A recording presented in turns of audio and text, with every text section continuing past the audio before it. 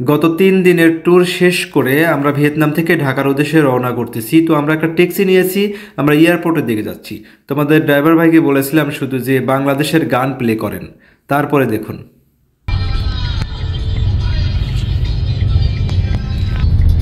গাড়ির স্ক্রিনে একটি ডিসপ্লে রয়েছে, সেই ডিসপ্লের ছবিটা দেখেছেন? কিভাবে সম্ভব ভাই? গাড়িটা পুরোটাই ক্যামেরার আওতায়, কেমনে সম্ভব?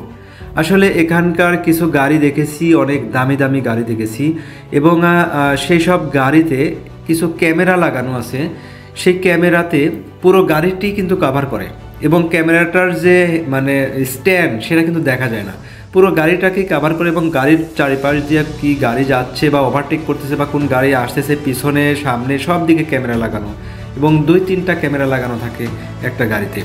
এবং আমরা দেখেছি যে এই যে বিভিন্ন জায়গায় যে ট্রাফিক যে পুলিশ থাকার কথা, সিগন্যালে কোনো ট্রাফিক পুলিশ নেই, শুধু আছে লাইট। লাইট ফলো করে এরা গাড়ি চালায়। তবে এখানে আমরা দেখেছি যে এখানকার মানুষ মোটামুটি হেল্পফুল, কোনো কিছু জিজ্ঞাসা করলে সেটা দেখিয়ে দেয় বা বুঝিয়ে দেয়, না বুঝতে পারলে ট্রান্সলেট করে হলেও তারা বোঝানো বা দেখানোর চেষ্টা করে। এখানকার জীবনযাত্রার মান একসময় বাংলাদেশের জীবন মান যেমন আগে যে অনেক খারাপ অবস্থা ছিল, এখানেও কিন্তু অনেক খারাপ অবস্থায় ছিল। এখন বর্তমানে কিন্তু ওদের জীবনমান অনেক ভালো, এবং রাস্তাঘাট আমরা ঘুরে দেখেছি, অনেক হাইওয়েতে আমরা চলেছি, সব জায়গায় দেখেছি অনেক মোটামুটি ভালো উন্নয়ন করেছে তারা। এবং ভিয়েতনামের বিভিন্ন যে ট্যুরিস্ট প্লেসগুলো আছে, সেই সব হিস্টোরিক্যাল প্লেসগুলো অনেক সাজানো গোছানো এবং সৌন্দর্য, এবং ট্যুরিস্টদের আকৃষ্ট করার জন্য ওরা সর্বোত্তক চেষ্টা করে চলেছে।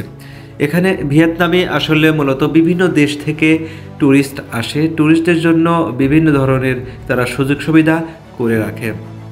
এখানে রিজনেবল প্রাইসে আপনারা হোটেল পাবেন। এখানে যে বড় বড় বিল্ডিং দেখতেছেন, এই বিল্ডিংগুলো হচ্ছে কমার্শিয়াল অ্যাপার্টমেন্ট, যেগুলো সরকারি এবং বেসরকারি কর্মকর্তাদের বাসা বাড়ি এগুলো।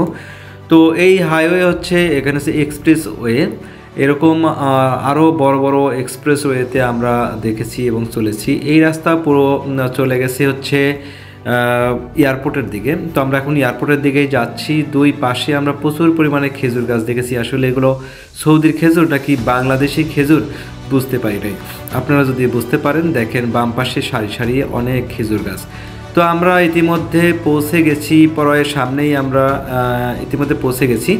তো এখানে আমরা ডিসপ্লেতে দেখছি যে থাই এয়ারলাইন্স কয়টায় আমাদের প্লেনটি ছাড়বে। তো আমরা এখানে টাইমটা দেখে আমরা ভিতরে গিয়ে বসছি। বসার পরে কিছুক্ষণ অপেক্ষা করার পরেই আমাদের আসলে প্লেনের শিডিউল চলে আসছে, বা ইমিগ্রেশন করে প্লেনে উঠেছি। এরপরে আমরা ফ্লাই করলাম। ফ্লাই করে আমরা সামনে সরাসরি আমরা ঢাকাতে যেতে পারবো না ভিয়েতনাম থেকে সরাসরি ফ্লাইট নেই, যার কারণে আমরা এখান থেকে যাব থাইল্যান্ডে 1 ঘন্টার ট্রানজিট রয়েছে, এবং 1 ঘন্টার ট্রানজিট শেষ করে তারপরে আবার থাই এয়ারলাইন্সের বাংলাদেশের একটি ফ্লাইট আছে, যেটা থাইল্যান্ড থেকে বাংলাদেশে যায় সরাসরি থাই এয়ারলাইন্স। ওই এয়ারলাইন্সে আমরা ঢাকাতে পৌঁছাবো ইনশাল্লাহ। এটা হচ্ছে ভিয়েতনামের রাতের দৃশ্য, রাত্রে মানে প্লেন থেকে কেমন দেখা যায়। তো আমরা কিছুক্ষণ পরেই ভিয়েতনাম থেকে এখন আমরা থাইল্যান্ডের দৃশ্যটি দেখতে পারবো। এইটা যেটা দেখতে পাচ্ছেন, এটা হচ্ছে থাইল্যান্ডের রাস্তাঘাট এবং জনপথ। তো এই থাইল্যান্ডের অনেক লাইটিং আলোকসজ্জা দেখতে পাচ্ছেন। এটা হলো বিভিন্ন রোডের এবং বিভিন্ন মার্কেট শোরুমের লাইটিং। প্রচুর পরিমাণে লাইট ব্যবহার করে থাইল্যান্ডে, যার কারণে প্লেন থেকে দেখতে অনেক সুন্দর লাগে। তো আমরা এর আগে যখন থাইল্যান্ডে গিয়েছিলাম, পাতায়া বা ফিফি আইল্যান্ডে ঘুরেছি, থাইল্যান্ডেও অনেক ভালো লেগেছে। আপনারা যদি থাইল্যান্ডে যান, থাইল্যান্ড এবং ভিয়েতনাম এভাবেও ট্যুর প্ল্যান করতে পারেন, অথবা চায়না যেতে পারবেন, চায়না থেকে ভিয়েতনামের ট্যুর প্ল্যান করতে পারবেন। চায়না থেকে ভিয়েতনামে যেতে 8,500 টাকা বিমান টিকিট লেগেছে। বড় যে ইয়েলো কালারের লাইট দেখতে পাচ্ছেন, এটা হচ্ছে হাইওয়ে, থাইল্যান্ডের হাইওয়ে। আমরা চলে এসেছি বাংলাদেশে। মোট 7 দিনের ট্যুর কমপ্লিট করে চীনে ছিলাম 4 দিন এবং ভিয়েতনামে ছিলাম 3 দিন।